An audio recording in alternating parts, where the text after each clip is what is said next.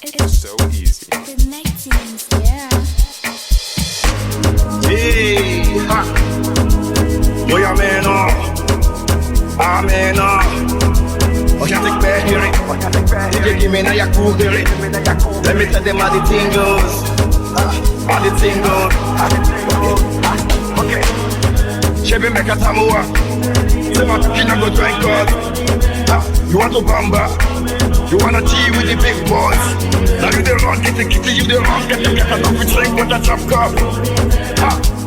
Hey, take a see how the thing goes. How the thing goes. To my beautiful and amazing royals of Africa, Mbolo, Mbolwani, my dear children, this is your Queen Ngningone II. Welcome, welcome back to Nubia, the path to return on Patreon. A warm word to my faithful children, my faithful royals who never move an inch, whether the Queen is posting or not. All right, my dear children, thank you so much for sticking around. All right, so today, my lovely ones, we are going to dive deep into the don'ts of sacred sex. If you consider practicing sacred sex, the things we are going to talk about in this series of don'ts, stay away from those, okay? So as I previously said, that back at home, there's an initiatic rite, the rite of passage. When a young girl is about to become a woman, usually from age 14 until 18, depending if the child is abroad, they can extend it until the child is 21. But you have to go home and go through that initiation rite. So there's an initiation rite for the boys and there's an initiation rite for the girls. That initiation is pretty much a preparation to womanhood and manhood. That initiation is usually led by women elders and men elders within the community.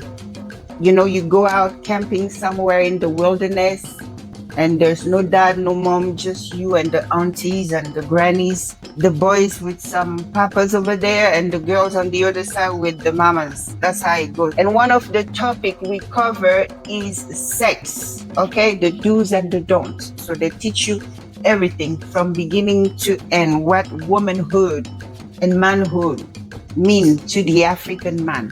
So in today's video, my lovely royals, we are going to talk about the don'ts of the sacred ritual, which is also known as sex.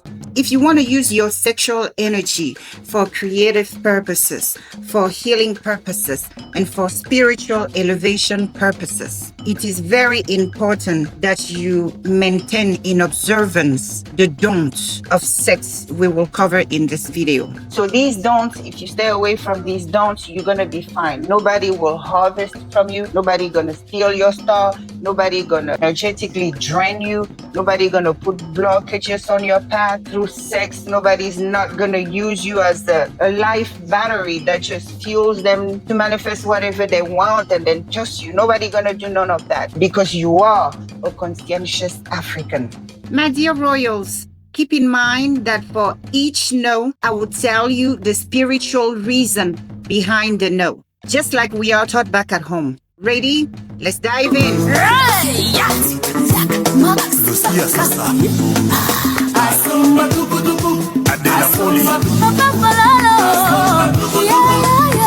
My dear people, is ranking number 1 on our list of don'ts, on our list of sexual taboos is incest. Yes, my people, our elders, before they teach us anything about sex, they will first start by telling us who not to have sex with. Okay? So, according to our culture, beliefs, and traditions, people, we should never have sex with our all blood relatives. Father, mother, brothers, sisters, cousins, it doesn't matter whether the extended, first degree, second degree, third degree cousin. We don't touch. Who else we are not supposed to have sex with? No matter what anybody out there would tell you, it's okay, we are not blood, we can do it. No, we cannot, not per African culture. Allied relatives. What do we call allied relatives? People who became relative of us through marriage. People who form some kind of alliance with us through a legal means, through an institution such as marriage, stuff like that. Because when we get married, the two families, the two clans, the two tribes fusion as one. So we become family. Okay?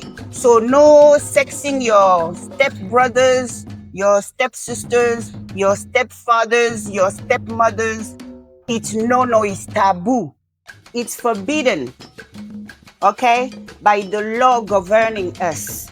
Your stepfather is not a stepfather. As far as the ancestors are concerned, he's now your father. Remember, for the Bantu, a child belongs to he or she who takes care of it. We are not European. We are not nasty. Okay? So, no touching blood relatives, no touching allied relatives, people we have alliances with. Okay? Marriage and stuff like that. Anything that will require a ceremony is to gather the living and the dead. So the day your father married her mom, the ancestors were there and they welcomed them in your clan as part of them and vice versa. So you cannot cross blood with them. You cannot have sex with them. You cannot do none of that. Forget about the stepfathers screwing the stepdaughters screwing the stepfathers, the stepbrothers and sisters screwing each other. No. And the other group of people our elders tell us to never have sex with are our clanmen. Okay? People pertaining to the same clan as ourselves. And I will tell you why. For example, clans are usually families that grew. So the family had expanded. You could even find the same clan, especially after colonization. They scattered us about. It's not just you guys in the diaspora, they scattered about. Like in the case of the Fang, after we were defeated, they took a bunch of our people, took them to Sao Tome. Some of them were taken to where is now called Liberia. Yes, they have our people. The Bassa, a group of Fangs. So you see, why do our elders tell us not to have sex with people of the same clan? It's because if you go down their genealogy, you're going to fall on the same ancestors. So you're going to fall on blood. For example, on my father's side, I'm of the clan of the elephant, right?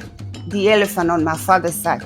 And what do they tell us? Even when we travel, they say if you bump into a Fang, always ask them for their clan. That's what they tell us. They will tell you Fang are now found in Congo, in Equatorial Guinea, of course, Cameroon. All this used to be the Fang Kingdom, Fang land. Now we are scattered all about and we now have different nationalities. But it doesn't take away the fact that many of us are still blood relatives. And since to the Bantu men, the preservation of the purity of the bloodline is key. So in our sexual education, our parents always tell us to know our clan because it's forbidden to lay down with someone of the same clan, as it would be considered incest in the eyes of the elders and the ancestors. Like, for example, a long time ago, I met a Fang guy in Texas. He was from Equatorial Guinea and he was hot on my trail. Oh, I gotta marry you. So I asked him one day, listen, what's your clan? He told me his clan is Isandon. I'm like, oh, Isandon. You are the people of the elephant in Equatorial Guinea, isn't that? He told me yes, because my father told me we are of the elephant on my paternal side. But if you meet a Fang from elsewhere who tells you they are a Sandon, know that it's the same people. So therefore, you can't have nothing intimate with them. So I told him, hold your horses. You are my brother, okay? In Gabon, we are called a Senzok. which literally means the people of the elephant. So in Equatorial Guinea, they adopted another name. They called them Esandon. So at that point, it was a no-go, period. That will make your blood cold instantly. So you see, and all this is in an effort to preserve the purity of the bloodline, because you have to maintain your bloodline pure, free of curses, because that's what incest does. When you sleep with someone who shares the same blood as you, you curse that bloodline. Blood is that important to us, and we have to maintain it pure. How do you maintain your bloodline pure? Is by not crossing blood. That's how we call it. Don't cross blood. You talk about people crossing blood, brothers and sisters sleeping together. It weakens the bloodline, okay? If you have powerful ancestors on the other side who have powers, knowledge, and things to transfer to the coming generation, they can no longer do that once you have crossed their blood. They are blocked. They are shut out of their own bloodline because you have weakened their blood. You have made it useless, pretty much. That's why it's an abomination.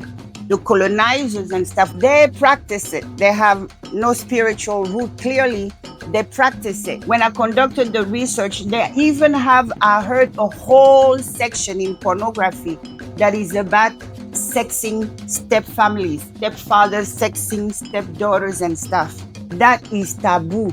Any bloodline that has crossed blood is destroyed. That's why we do spiritual background check before we marry somebody.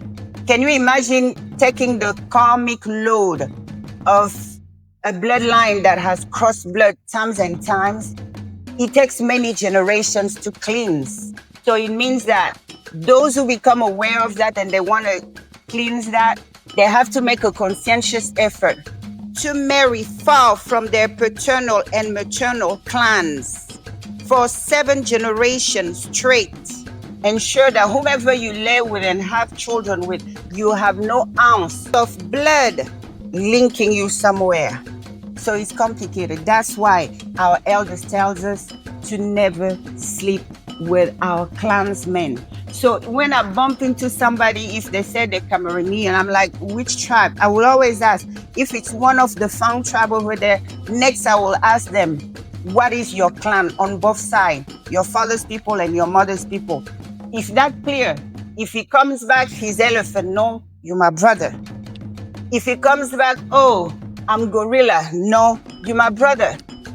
And that doesn't even stop there, because my mom is gorilla, my dad is elephant, and on my paternal grandparent, they're also water, Yemendim. So if the guy tell me he's from clan of the people of the water, I'm like, oh, you really can't mess with me. I'm a niece of yours.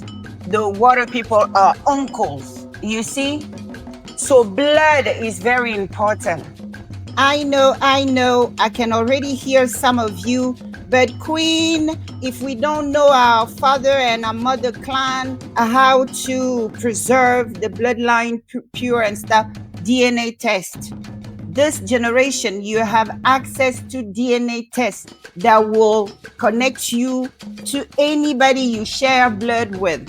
So when you are out there on the dating scene, when things become serious, get a DNA test to make sure that your future husband or your future wife doesn't share blood at any point with you. You guys have access to that, so use it. You have to maintain blood pure, free of curses, free of intrusions, free of infestation, free of disgustingness, free of anything that could weaken it. Even science show it. When people cross blood, a lot of these kids are not born normal. They're lacking somewhere genetically. That's the law of blood. You never cross it.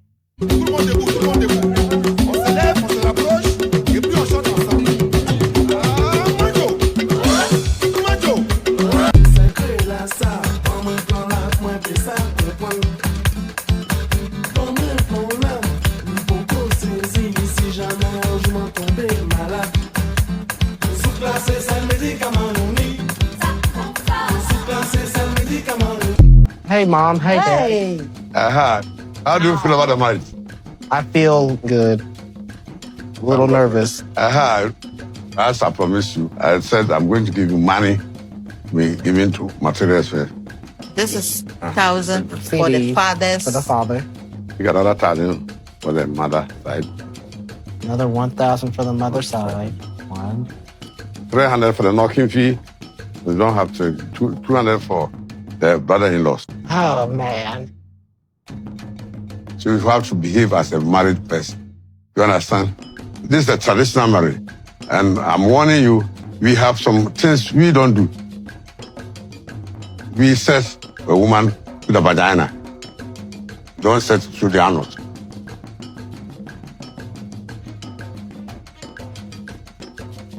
They know that in America and US, you are common doing that. But here in Africa, we don't do that. You understand? I understand. Well, Mr. Ark, he's very good at explaining how things work in this culture, but I didn't expect to hear that today. Now we are going to Matilda's family's house. Yes. Yes, Mom. Yes, Dad. Good God. So number 2 on our list of don'ts, of forbidden things, is sodomy or anal sex. Anal sex, it's a no-no, it's a taboo in the practice of sex for the Africans. We don't go there, we don't touch there. Our parents tell us, you don't let anybody touch you there.